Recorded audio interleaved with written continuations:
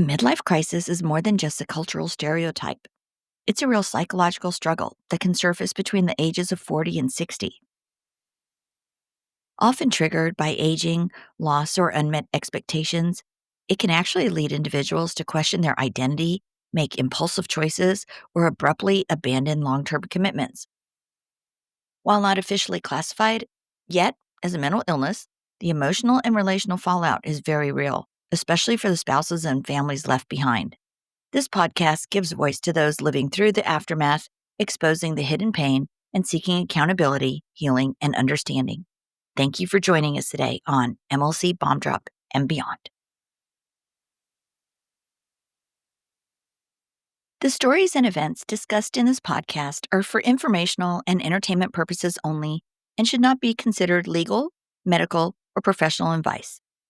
Any names, locations, or identifying details have been changed to protect privacy. Any similarities to actual persons, living or dead, or real events are purely coincidental. The information presented on this podcast is for informational purposes only and should not be considered as professional advice. Always consult with a qualified expert regarding any decisions related to your specific situation. The views expressed by guests are their own and do not necessarily reflect the opinions of the host or the podcast creators.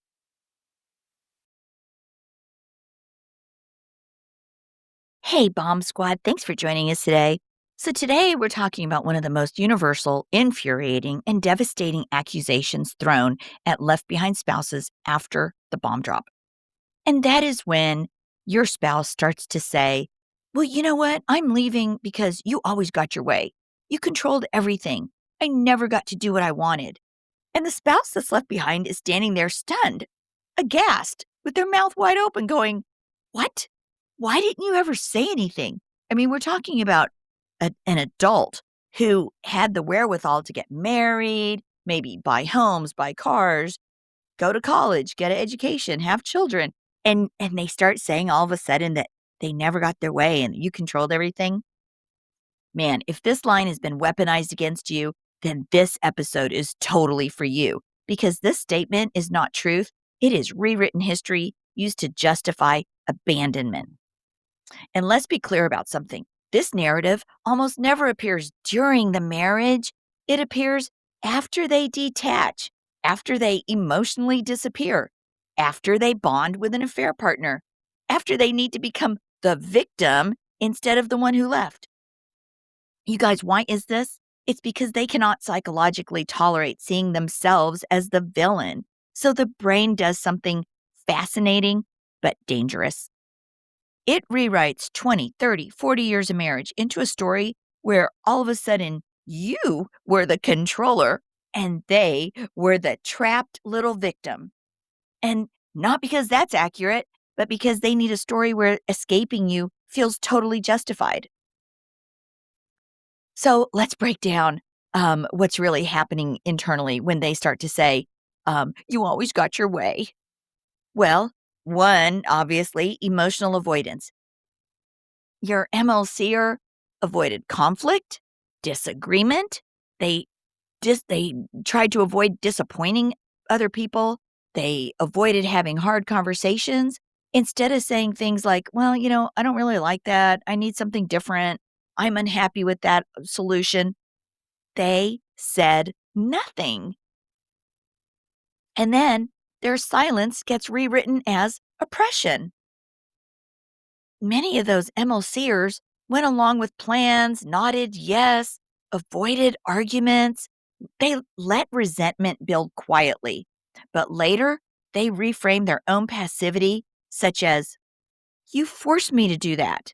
Well, newsflash, no, you didn't force them. They chose comfort over honesty. And I hear this so much from people the left behind spouses that say, oh my gosh, we had a great marriage. We never argued. You guys, never arguing is probably a red flag. And I saw a post today on Instagram that said in 2.5 years that Taylor Swift and Travis Kelce have been together, they've never argued once. And I'm like, uh-oh, I hope that's not a red flag. But if it is, she'll make the best of it with a new song. But anyway, seriously, it's normal to disagree. and everybody should have their own opinions. But if you've got a spouse that you say, yeah, wow, we never argued, which was totally my situation, 27 years married, we hardly ever argued. We disagreed on certain things. I wouldn't consider it arguing, but in the end, I got that little phrase that oh yeah, that I always got my way. I never let him decide things, and I'm like, wait, what? But anyway, so this is a really rampant thing. Ugh. Midlife crisis is fundamentally about this thought: I don't know who I am. That is their identity crisis. It has nothing to do with you. But what do? In marriage, they suddenly decide that the marriage erased them completely. The spouse overshadowed them. The life they co built wasn't really theirs. And that's not memory, that's identity panic. This accusation injures in a uniquely brutal way because it attacks your character, it attacks your feeling of integrity, your memory, and your reality. You start to replay decades thinking, oh my gosh, was I really that controlling? Did I really overshadow them or silence them? Did I miss something? And you know what, you guys? That is called retroactive gaslighting. And it is devastating. And it's not fair to you. Remember, you are not in an identity crisis, and we don't want you to get into an identity crisis. So stay in your lane, continue to drive your ship, and realize they are having an identity collapse, and there's nothing you can do about it, really. You just got to stand on the sideline. So, the question every left behind spouse then asks, and I asked this question in my situation, I was like, well, if you felt that way, why didn't you ever speak up? And you guys, here's the answer we get. They didn't speak up because they didn't know themselves. They feared conflict. They were emotionally immature. They were living on approval addiction. And you know what? They preferred resentment to responsibility. And now they blame you for not reading a mind that they never opened. And I remember saying that, hey, I don't have a crystal ball. I can't read somebody's mind. Just, and I'm the person that goes and says it like it is, without flowers. I just sort of spill things, whatever, the way they are. But anyway, that's just me. But anyway, this narrative supports their affair.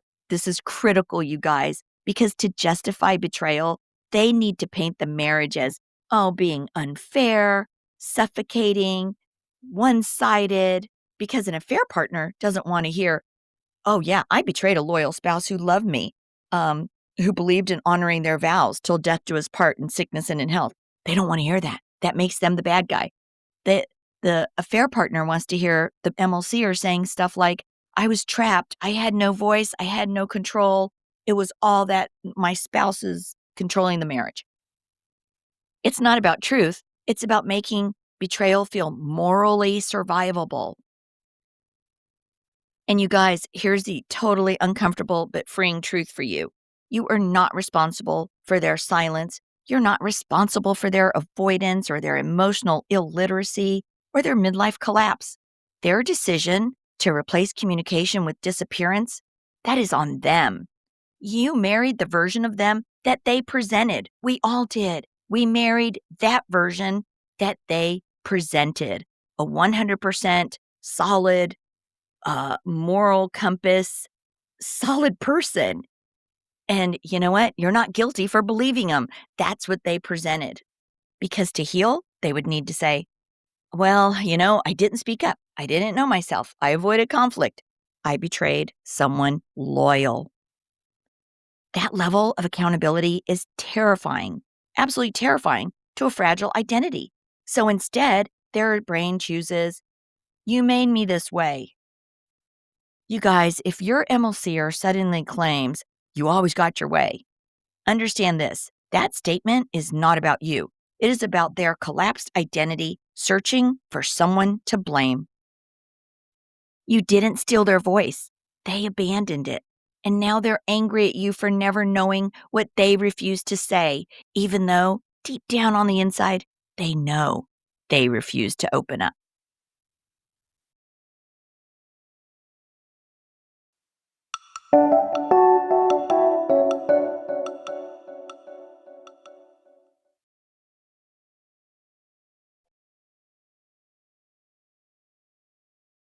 And then, one of the scariest questions left behind spouses ask after a possible reconciliation is this: well, how do I know they're not lying again?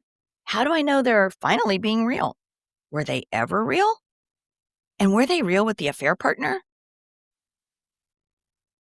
And the truth, you guys, there is no way to move forward without confronting how deeply the dishonesty by silence shaped your original marriage. This is not about fantasy healing, it's about reality based discernment. And you wonder, were they ever real during the marriage? Well, most MLCers were partially real, but not emotionally whole. They were often real about, and you guys know this, think about it. They were very real about providing for the family, showing up physically, building a life, being dependable on the surface. But inside, they were rarely real about maybe dissatisfaction, fear, anger, emotional needs, and they were building resentment, ugh, and dealing with their identity confusion, and we just didn't see it. And that doesn't mean you married a fake person, but rather you might have married someone fragmented.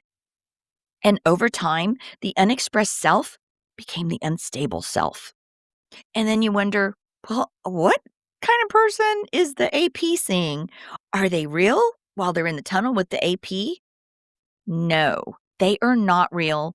That they are performing an escape identity. While they're in the tunnel, their identity is built on fantasy, dopamine, sexual validation, reinvention, avoidance of responsibility. We see that every day in every which way. The affair partner is not seeing the real person. They're not seeing your real former spouse or current spouse. They're seeing the rebel version, the victim version. They're seeing the trapped spouse story. They're seeing the wounded inner teenager.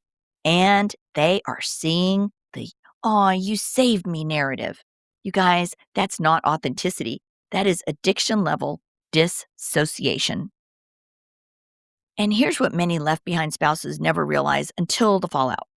Your partner learned at some point in life, typically when they were younger child, um, or possibly early teenage years, but they discovered or they learned that speaking up meant danger. Expressing needs became burdensome. Showing conflict was an abandonment risk. And if they put out boundaries, there was rejection. So silence became survival. It was the only way they could get through. But survival coping is not intimacy. And what keeps them safe as children slowly destroys adult relationships. You can't go through life with a spouse who doesn't speak up or who doesn't share their needs or doesn't want to talk about conflict or express boundaries. And after MLC, how do you know that they're not hiding again? You guys, don't trust their words. You want to watch their behavior under emotional pressure. Here, the only real indicators of authenticity are if they start to speak up before resentment builds, if they tolerate your discomfort without shutting down. You guys, I feel like these are the only real indicators of authenticity. When they speak up before resentment builds, if you see them tolerating your discomfort without shutting down, if they can hear you say, "Hey, you hurt me," without flipping into defense mechanism, it's huge. If they can initiate hard conversations without being forced into hard conversations, and if they can sit in emotional tension without escaping to fantasy. But if they only appear honest when things are calm, you guys, that is not recovery. That is strategic peacekeeping. And that is keeping them in their 7-year-old mindset. And you guys, with reconciliations crash not because of the affair, but because the core issue, and that is emotional avoidance, never heals. When they come back saying, "Oh, I'm changed. I see everything now. I'll never do that again." But if they still avoid confrontation or people please or suppress desire, hide disappointment, if they fear your reactions, you are rebuilding a marriage on the same earthquake fault that you had before. The hardest truth for left behind spouses, you guys, is that some people are never fully real. And not because they're evil, but because they simply are terrified of their own inner world. They didn't get those skills when they were young. They don't abandon you because you're too much. They abandon because they cannot sit with themselves. And unless they do deep therapeutic work, you will always be guessing. And questions that you might want to ask before trusting again, think about to yourself. Are they telling me the truth even when it costs them their peace? Are they speaking up even when it risks conflict? Do they sit with discomfort without disappearing? Do they repair without being chased? Do they take accountability without their explanation spirals? If not, they're still hiding. But if so, if you can answer some of those questions to yourself, um, you might, in fact, be on your way to a better reconciliation with somebody who's healing and looking in the mirror, seeing themselves, living authentically. And that's what real recovery looks like.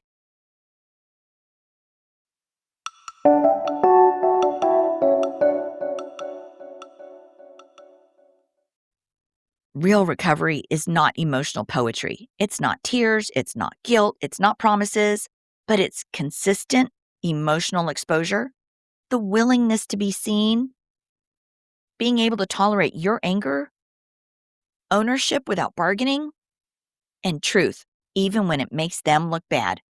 You guys, anything else is performance. And if you're asking, are they ever real? Sometimes the devastating answer is that they were as real as they were emotionally capable of being at the time. Remember, you didn't survive an MLC bomb drop just to go back to emotional silence. If you're rebuilding, go slowly. If you're watching, trust their patterns, their behavior, not apologies. And if you're free, protect your peace like it's sacred because it is. And finally, the most confusing reunion or reconciliation, this is a specific kind of heartbreak no one talks about. And it's not the bomb drop. It's not the affair. It's not even the abandonment. It's when they come back, but something's still missing. They're physically present. They're calmer, kinder. They're saying the right things, but you feel like they're not fully back inside themselves. And the left behind spouse is sitting there thinking, why does this still feel so hollow? Well, guys, returning to the marriage requires logistics. First off, moving back in, ending the affair, rebuilding routines, regaining stability. But returning to the self requires emotional excavation. And that is where many MLCers stop or get paralyzed. Because going inward means facing shame, cowardice, betrayal, emotional immaturity, and the reality of what they destroyed. So instead of transforming, they stabilize. But stabilizing is not healing. It just means the crisis fire has cooled off a little. And it might look like it's all good and dandy on the outside, but inside they're still struggling. Many returning MLCers feel guilt, loneliness, financial fear, social shame, loss of fantasy, embarrassment. But regret is not reconstruction.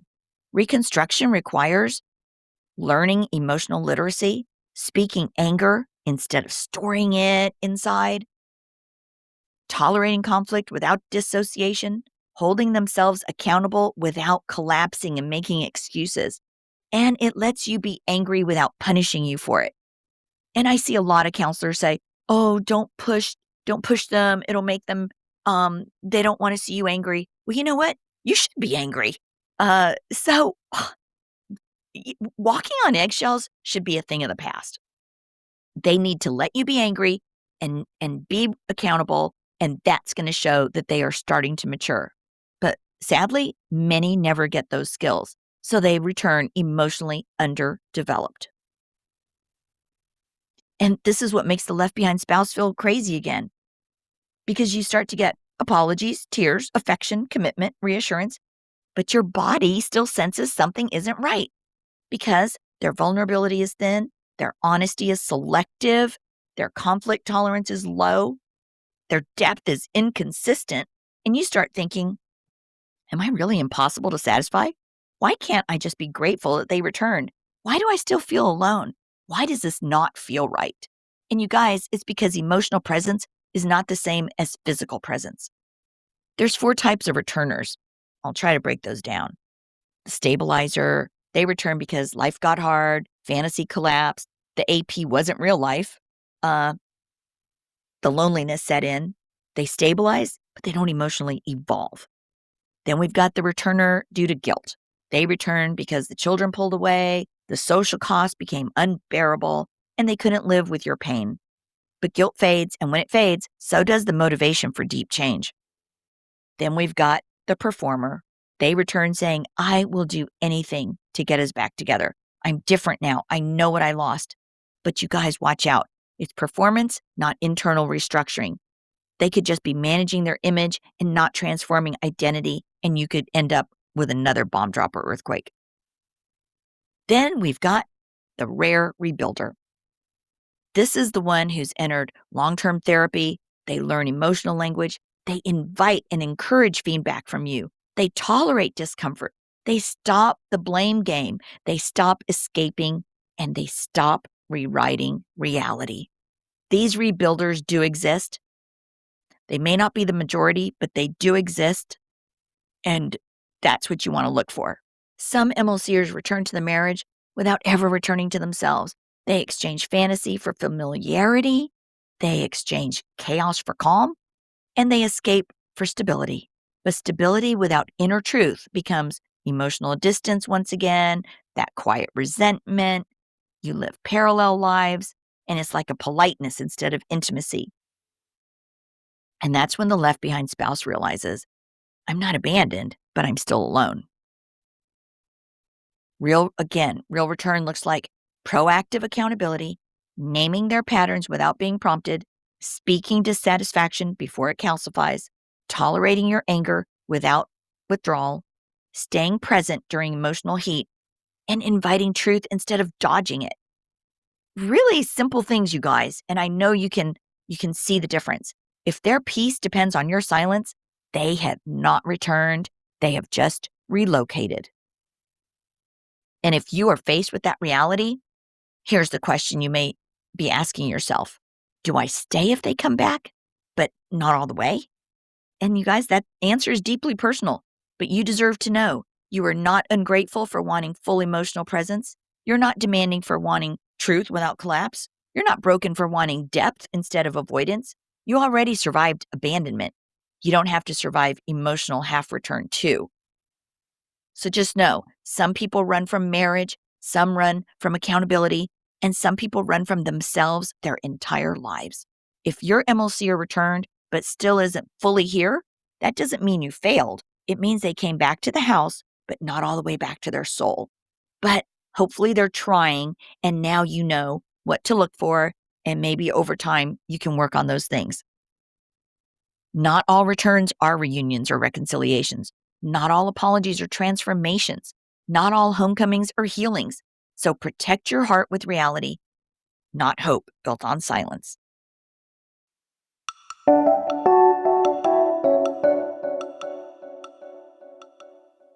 And at the same time, there's a moment no one warned you about. And it's not when they leave. It's not when they cheat. It's not even when they come back. It's that day that you realize inside yourself that, you know what? You don't actually need them the way you used to. And that realization changes everything. Because, trauma has a strange effect. It either collapses you or it initiates you. Most left behind spouses enter therapy, research, community, boundary work, identity rebuilding, emotional literacy, financial independence, spiritual grounding. Meanwhile, your MLCer aims only to stabilize, not evolve. But you have been evolving. You're even listening to this podcast and growing every minute you hear it. And that creates a widening emotional gap. Before the crisis, you were the emotional carrier, the stabilizer, the container, the problem solver, the empath. After the crisis, they are tentative, uncertain, regulated by avoidance, fearful of depth, afraid of losing you again. And suddenly, you are the one outgrowing them. And this feels so confusing because you've been waiting for an apology, accountability, growth. You've been waiting for their return or their repair. And yet, when they finally show effort, you discover something totally unexpected. You pass through your growth phase without them. And that doesn't feel like victory. It feels sort of like grief layered inside relief. Before, you needed their presence, their approval, their stability, their commitment. But now you choose whether they get access to your new self. And in a way, that can be sort of scary because choice means you can walk again. You already survived the worst. You came out of the explosion. You've dusted all that ashes off you. You are no longer anchored by fear or abandonment. And, some left behind spouses don't leave because of the affair, but instead they leave because they can't unsee the avoidance. Now they can't unfeel that emotional absence. They can't return to shrinking themselves, living a life where they felt they had a lid on themselves. They've learned how to live without betrayal. They no longer recognize the version of love that requires waiting and waiting. They no longer walk on eggshells. You guys, those spouses, those left behind spouses, they don't leave in anger. They leave in clarity. And in a way, there's guilt on there. There's a guilt of outgrowing someone that you once waited for. That guilt cuts deep.